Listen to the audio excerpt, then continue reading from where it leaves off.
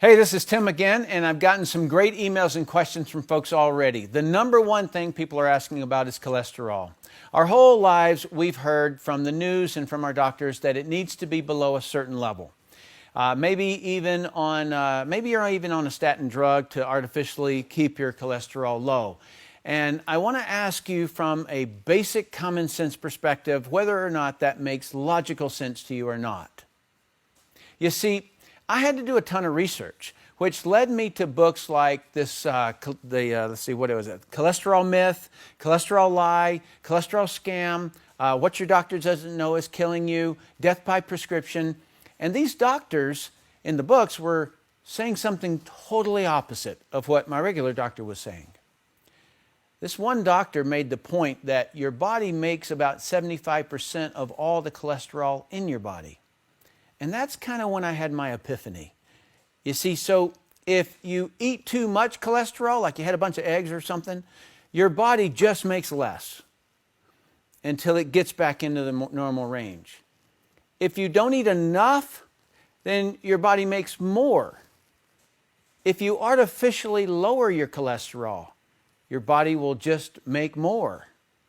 In other words, if you've had a tough time at keeping your cholesterol within the doctor's recommended ranges, you're fighting your own body because your body's just going to keep pushing it back up, okay?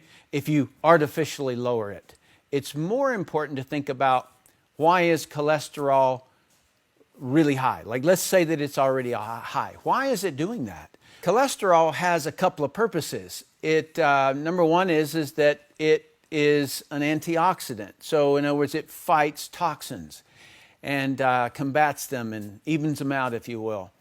And so if your cholesterol is abnormally high, it could be because it's fighting something in the environment and or something that you're putting into your body or something like that.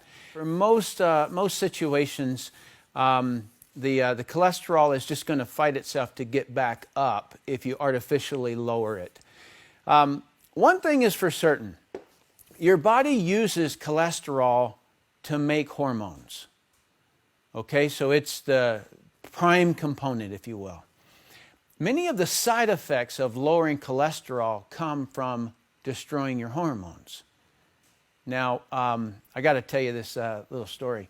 I live on an organic farm up in the mountains, and I have a farmer who puts his cows on my property in exchange for me getting one.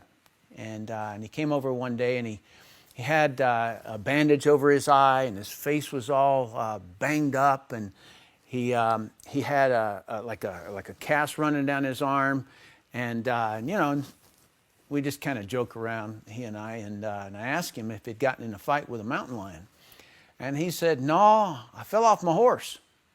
And I asked him if the horse threw him, and he said, "No, can't blame it on her." And he goes, "I just don't feel good." He goes, "I just don't feel right when I'm taking these pills to lower my cholesterol." It's exactly the words that he said to me. And if you'll look closely, you'll notice that a person becomes, one of the side effects of cholesterol-lowering drugs or even lowering it too low, is being accident-prone. All right, so it's one of the side effects. And so I hope that helps you in understanding it just from a logical standpoint, all right? I can't wait to share more about this. You'll be able to put all of this into really good perspective, and so that you can make the very best decision for your health, all right?